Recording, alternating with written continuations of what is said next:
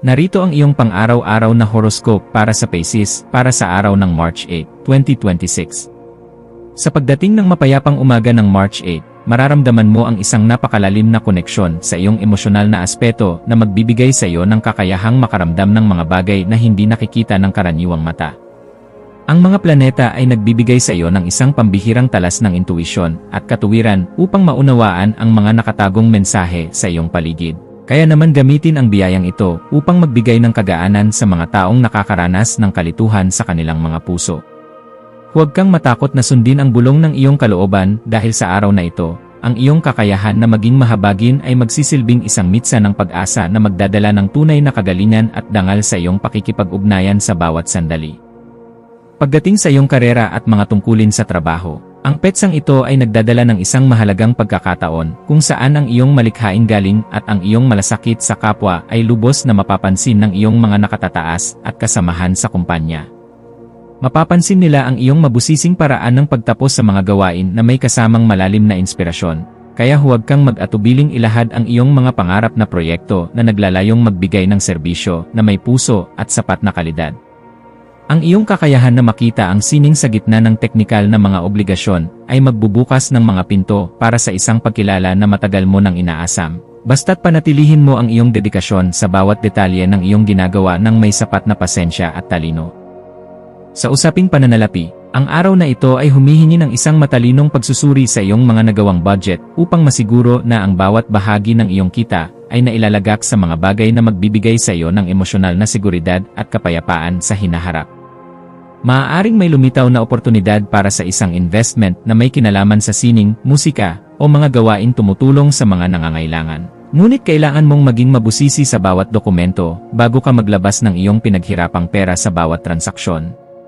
Ang pagiging masinop sa iyong mga gastusin at ang pag-iwas sa pagbili ng mga bagay dahil lamang sa bugso ng iyong damdamin ay magbibigay sa iyo ng ganap na kagaanan sa loob ng iyong puso at katiyakan na ang iyong yaman ay nasa isang matatag na kalagayan. Ang aspeto ng pag-ibig at pakikipag-ugnayan para sa Pisces ay nasa isang yugto ng napakalalim na romansa at espiritual na pagkakaunawaan kung saan ang iyong puso ay naghahangad ng isang relasyon na puno ng kislap at sapat na atensyon mula sa iyong katuwang. Ang pagpapakita ng iyong pagmamahal sa pamamagitan ng paggawa ng isang tula o ang pagpaplano ng isang tahimik na date sa tabi ng tubig ay lalong magpapatatag sa inyong ugnayan sa bawat sandali ng inyong pagsasama ngayong araw. Para sa mga naghahanap pa ng makakasama, ang iyong misteryoso at mahabaging aura ay magsisilbing magnet para sa mga taong naghahangad ng isang partner na may matapang na puso at marunong magpahalaga sa tunay na ganda ng emosyonal na koneksyon at malasakit. Ang iyong kalusugan ay dapat maging isa sa iyong mga pangunahing prioridad sa pamamagitan ng pagbibigay ng sapat na atensyon sa iyong mga paa at sa iyong immune system na maaaring makaramdam ng pagod dahil sa iyong sobrang pagtanggap sa emosyon ng iba. Ang iyong katawan ay humihiling ng sapat na pahinga at mga pagkaing nagbibigay ng bitamina upang mapanatili ang iyong ningning habang tinatapos mo ang iyong mga obligasyon ng may sapat na lakas at bilis sa bawat pagkilos mo sa maghapon.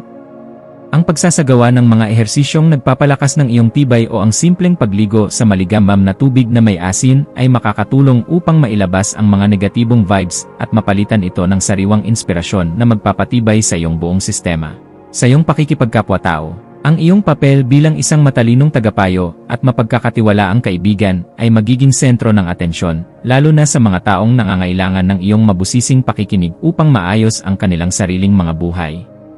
May isang kakilala o kaibigan na maaaring lumapit sa iyo upang humingi ng tulong tungkol sa kung paano magkakaroon ng mas malalim na kapayapaan sa sarili. At ang iyong mga salita ay magsisilbing mitsa na magbibigay sa kanila ng bagong direksyon at lakas. Maging mapagmasid sa bawat pakikipag-usap dahil ang bawat impormasyon na iyong ibabahagi ay nagtataglay ng kapangyarihan na makapagpabago ng pananaw ng iba nang may sapat na paggalang sa kanilang sariling kakayahan at kalayaan sa bawat hakbang na kanilang gagawin. Ang iyong malikhaing isipan ay magkakaroon ng pambihirang kislap sa hapon, lalo na sa mga gawaing may kinalaman sa pagpinta, musika, o anumang paraan ng pagpapahayag na nagpapakita ng iyong pagiging mabusisi sa bawat aspeto ng iyong orihinal na likha. Huwag mong limitahan ang iyong sarili sa mga karaniwang pamamaraan lamang, bagkus ay subukan ang mga makabagong estilo na magpapakita ng iyong galing habang pinapanatili ang kalidad at dangal ng iyong mga gawa para sa iyong sariling kaganapan. Ang pagbuo ng isang bagay na may layuning magbigay ng kagaanan at saya sa pakiramdam ng marami ay nagbibigay sa iyo ng ganap na tagumpay na sadyang napakahalaga para sa iyong emosyonal na pag-unlad bilang isang mahusay na tao sa sining. Para sa pamilya, asahan ang isang kaganapan sa loob ng tahanan na mangangailangan ng iyong pagiging mahinahon upang maging maayos ang takbo ng inyong samahan sa kabila ng mga posibleng maliliit na usapin tungkol sa mga lihim o damdamin sa bahay. Ang iyong presensya ay magbibigay ng kagaanan dahil kaya mong magpaliwanag sa paraang madaling intindihin at may sapat na pagkilala sa nararamdamang pangangailangan ng bawat miyembro ng iyong pamilya sa bawat oras ng inyong pagsasama sa loob ng inyong tirahan. Maging mapagpatawad sa mga pagkukulang ng iyong mga mahal sa buhay at maging isang gabay na laging handang tumulong sa pag-aayos ng anumang aberya dahil ang matatag na pundasyon sa loob ng tahanan ang tunay mong sandigan sa bawat hamon. Ang iyong intuwisyon ay magsisilbing isang matalas na kumpas sa pagpapasya tungkol sa isang bagong oportunidad na may kinalaman sa iyong personal na pag-unlad o sa pagpapaganda ng iyong sariling kasanayan sa pakikipag-ugnayan sa mga taong may malalim na kaisipan. Kung may nararamdamang udyok na ayusin ang iyong altar o bumili ng mga kagamitan na magdadala ng higit na katahimikan sa iyong paligid, gawin ito ngayon dahil ang daloy ng enerhiya ay pabor sa mga gawaing nagdadala ng bagong simula. Ang iyong panloob na boses ay malakas na nagpapaalala na handa ka na para sa isang mas mataas na antas ng kaganapan sa iyong pagkatao, kaya pakinggan ito, at huwag hayaang ang mga alinlangan ay humadlang sa iyong asenso patungo sa tagumpay. Sa aspeto ng edukasyon at pagkuha ng karunungan, ang iyong isipan ay magiging kasing talas ng isang kidlat na handang unawain ang bawat komplikadong impormasyon upang mahanap ang pinakaugat ng katotohanan sa iyong mga pinag-aralan ngayong araw. Gamitin ang panahong ito upang magbasa ng mga materyales na magpapalawak ng iyong pangunawa sa mga usaping may kinalaman sa sikolohiya, sining, o sa mga paraan ng wastong pamumuhay dahil ang mga ito ay sadyang makakatulong sa pagpapabuti ng iyong disposisyon. Ang bawat impormasyon na iyong matututunan ay magsisilbing hiya sa iyong isipan, kaya huwag kang titigil sa paghahanap ng liwanag hanggang sa marating mo ang ganap na kalinawan na iyong matagal nang hinahanap para sa iyong seguridad. Iwasan ang pagiging masyadong mapangarapin o ang pagtakas sa mga realidad ng buhay upang hindi ka makagawa ng pader na maglalayo sa iyo sa mga bagong pagkakataon na maaaring magpabilis sa iyong pag-unlad sa bawat sandali ng iyong pagkilos. Ang pagpapanatili ng isang balanse sa pagitan ng iyong malawak na imahinasyon at ng iyong pagiging mahinahon sa pagharap sa mga praktikal na obligasyon ay isang kasanayan na dapat mong pagtuunan ng pansin ngayong araw.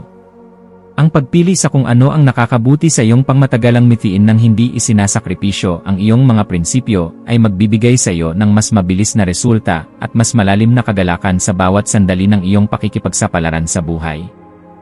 Ang iyong espiritual na aspeto ay nangangailangan din ng pagkalinga sa pamamagitan ng paghahanap ng sandali ng katahimikan sa gitna ng iyong abalang schedule upang muling makakonekta sa iyong panloob na lakas na nagbibigay ng direksyon sa iyong buhay. Ang pagninilay-nilay tungkol sa iyong mga tunay na hangarin ay magbibigay sa iyo ng sagot kung bakit kailangan mong maging matatag at kung paano mo magagamit ang iyong talino para sa kabutihan ng iyong sarili at ng iyong kapwa-tao. Ang pagpapasalamat sa bawat biyaya, maliit man o malaki, na iyong natatanggap ay magbubukas ng pinto para sa mas marami pang milagro. Kaya panatilihin ang iyong integridad at ang iyong pagiging marangal sa lahat ng pagkakataon na ibinibigay sa iyo sa maghapon. Maging mapagmasid sa mga dokumento, email, o mga mensaheng iyong matatanggap ngayong hapon, lalo na ang mga may kinalaman sa iyong mga personal na proyekto o mga obligasyon sa trabaho. At siguraduhin na naintindihan mo ang bawat detalye bago ka magbigay ng iyong pagsang-ayon. Ang paghingi ng payo sa mga taong may sapat na karanasan o sa iyong mga mentor ay isang matalinong hakbang na dapat mong gawin upang maprotektahan ang iyong mga interes at ang iyong pinaghirapan sa loob ng mahabang panahon. Ang pag-iingat sa ganitong mga usapin ay magbibigay sa iyo ng kapanatagan na ang iyong mga hakbang ay nasa loob ng katuwiran at hindi ka malalagay sa alanganin dahil lamang sa kakulangan sa mabusising pagsusuri. Sa pagdating ng gabi, maglaan ng oras upang ayusin ang iyong kapaligiran at ang iyong isip sa pamamagitan ng paggawa ng mga bagay na nagpapakalma sa iyong sistema gaya ng paggawa ng listahan ng mga pasasalamat o pag-aayos ng iyong mga kagamitan. Ang kaayusan sa iyong kapaligiran ay direktang nakakaapekto sa iyong pakiramdam. Kaya ang pagliligpit ng iyong mga kagamitan at ang pag-aayos ng iyong kwarto ay makakatulong upang maalis ang mga tensyon sa iyong isipan na dulot ng sobrang pagpapakapagod. Ang pagpapasalamat sa bawat tagumpay na iyong nakamit sa araw na ito ay magpapanatili sa iyong positibong disposisyon, na siyang magsisilbing magnet para sa mas magagandang balita na darating sa iyong pintuan bukas para sa iyong patuloy na ikaunlad at kagalakan. Bilang huling payo para sa iyo, laging tandaan na ang tunay na lakas ay matatagpuan sa pagkakaroon ng isang mapayapang puso na laging handang umunawa sa sarili at sa ibang tao nang may sapat na pagmamahal sa bawat sandali ng iyong pagkilos. Manatiling nakatutok sa iyong sariling landas habang nagpapakita ng malasakit sa mga taong nasa paligid mo, dahil ang kaganapan ng iyong pagkatao ay matatagpuan sa pagbabahagi ng iyong liwanag ng may dangal sa lahat ng pagkakataon na ibinibigay sa iyo. Hayaang ang liwanag ng karunungan ang maging gabay mo sa pagtahak sa daan ng iyong mga adhikain, at maniwala ka na sa bawat pagsusumikap mo na magpakita ng kabutihan, mayroong magandang bukas na naghihintay para sa iyo sa bawat sandali. Ang iyong mga maswerteng numero para sa araw na ito ay 7, 12, at 19. Ang iyong maswerteng kulay ay asul na dagat o lila na sumisimbolo sa karunungan at paghilom. At ang maswerteng gawain para sa araw na ito ay ang pakikinig sa nakaka-relax na tunog ng kalikasan, ang paggawa ng isang sining na nagpapahayag ng iyong damdamin, o ang mabusising paglilinis ng iyong espasyo upang muling mahanap ang iyong kagalakan at lakas sa buhay.